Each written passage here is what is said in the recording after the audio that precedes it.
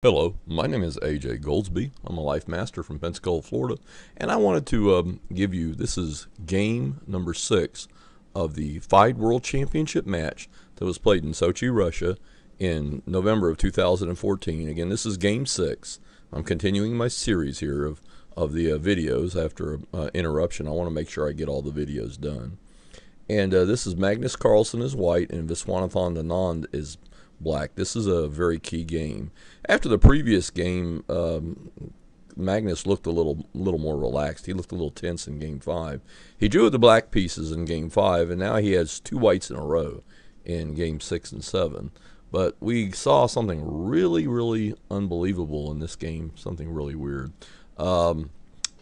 Magnus got a fairly decent position, nice position out of the opening. No queens, slight pressure, just seeming to be his cup of tea, especially lately when he plays other top masters. And then he made a horrible blunder, and they gave Anand a chance to just win the game with a slam dunk. But surprise of all surprises, Anand missed it. So anyway, and after that, Carlsen was winning pretty easily. And without too much ado, I'm going to go ahead and get into the game. Again, this is the FIDE World Championship game. Magnus Carlsen is white and Viswanathan Anand is black. This was the game that was played back in November of 2015. Again, this is game 6. The game starts off e4, c5, a Sicilian, knight f3, e6, d4. Open Sicilian. It's been a long time since the Open Sicilian was played in a World Championship match, so it's going to lead to some interesting stuff. C takes d, knight takes d. And now we have the move a6. This is the Sicilian Khan.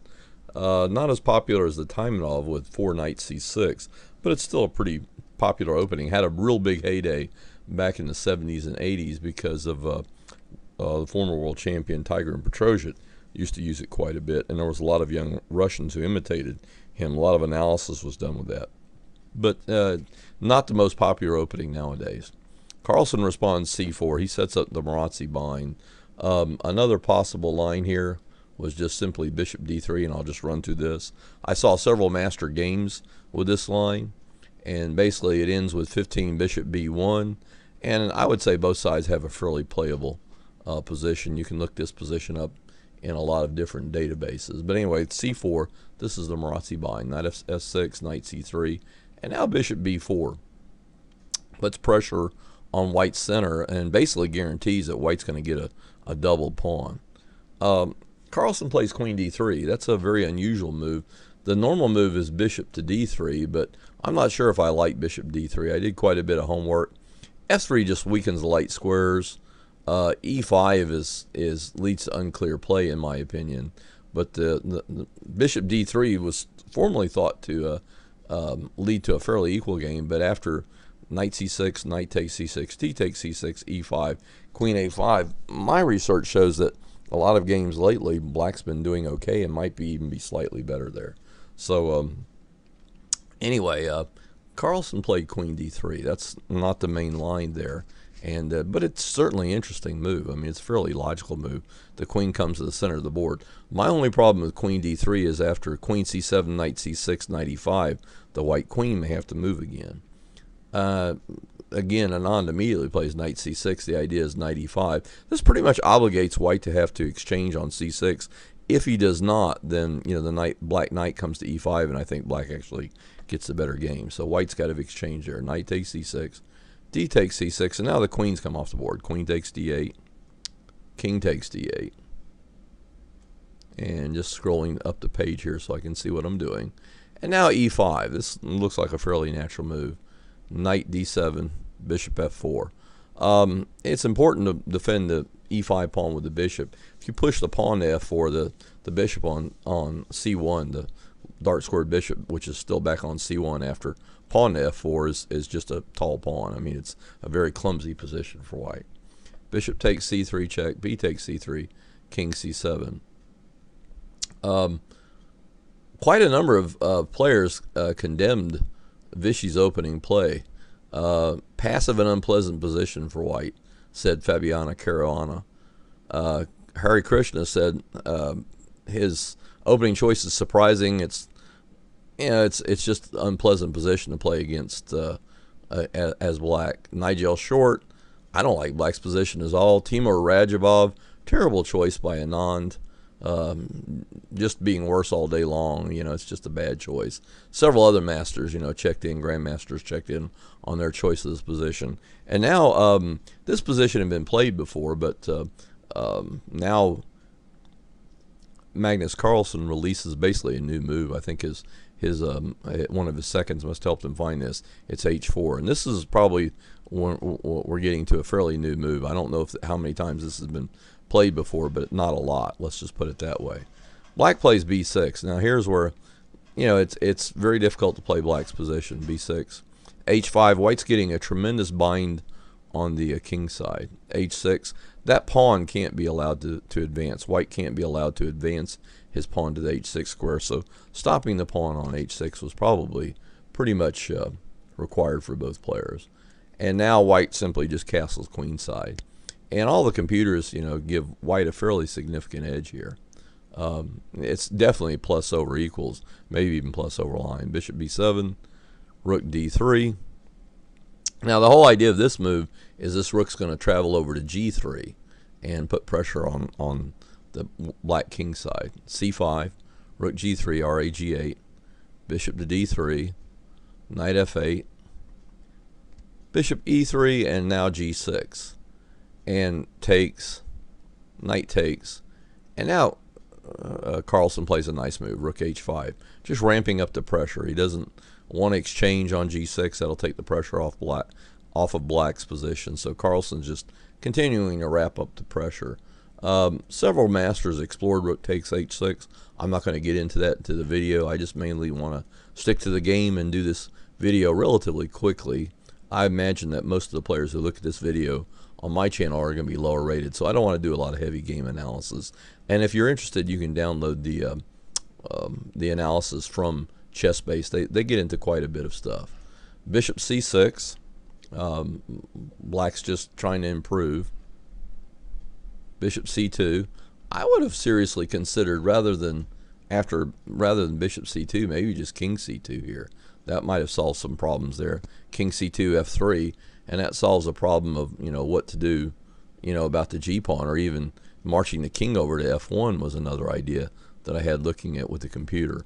Saw a lot of different lines. All of them ended in a very clear advantage for White. But Carlsen plays Bishop C2, King B7, Rook G4, A5, Bishop to D1, Rook D8, and you know, I'm not sure. There's so much we could analyze here. I really don't want to get into too much analysis here of all the different possibilities. But let's just say White still stays on top. He has a slight edge, but both sides may have missed the best move at some point. If you want to get into the machine analysis, the guys on the Chess Games website, one of the guys on there did a fairly heavy duty analysis of this game on the Chess Games website.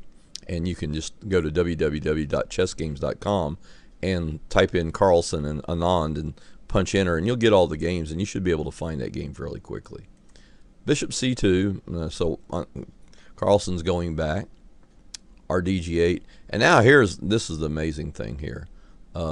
It's just, you know, I know what Carlsen was trying to do. I think he wanted to get his king over to the king side. I think he could have done it with King D1, but he plays King D2, which is just the mother of all blunders. And you know, now with the move, this isn't what happened in the game. Okay, King D2 was actually, this move 26 King D2, which is really a blunder, was actually played in the game. And now Anand can win with this move. Knight takes E5, Rook takes G8, Knight takes C4 check, King D3, Knight B2 check, King D2, Rook takes G8, G3, Knight C4 check, King E2, Knight takes E3, King takes E3, and now I think the best move is just Bishop D5. And black is up, you know, several pawns. He's up 2 pawns. Should have an easy win. You know, I don't see, you know, White being able to save this game at all. If White plays A3, the rook can go Rook G4, rook over here. You know, it's just a lot of different ways for black to go. Black can even play Rook H8 there. But anyway, it's just a one position. You can analyze that position all day. Unfortunately, after King D2, Anand did not see this. he very quickly played A4, which just misses. You can give that move a double question mark rather, because that's just a horrible oversight, unbelievable oversight. And all I can say is tension, and he'd been on the ropes, and maybe he just trusted Carlsen or whatever. But anyway, now King E2, and now all the threats, the tactics are gone, and Magnus is pressing, and poor Anand is just defending. A3, F3, Rook D8, King E1. There's a lot of different lines here we could look at. Rook D7, Bishop C1, Rook A8, King E2, Bishop A4. And I'm not sure that was a good move at all. Probably better than Bishop A4 might have been, I don't know, just moving back and forth. Anything but exchanging. And the general rule of thumb is when you're defending or you're much worse, you shouldn't exchange pieces. So anyway, and now Bishop E4 check. And here, Black, I think, had to sack the exchange, but he plays Bishop C6, which I think was another mistake, according to the engine, the evaluations. King A7 was very weird. Bishop takes A8, King takes A8, and we get into a position here where, Black actually has counterplays. He's going to munch out here and maybe win all the queenside pawns. It gets very, very obtuse, and I'm not at all sure what's happening in that position. But after Bishop C6, now it's just losing because Bishop takes, pawn takes, rook takes, pawn. Even though it's opposite colored bishops, basically all Black's just dropping all of his pawns on the king side. Bishop A4, rook takes E6, rook D1, Bishop A3, rook A2, King E3, Bishop C2, and now rook E7 check. And here Anand resigned because it's,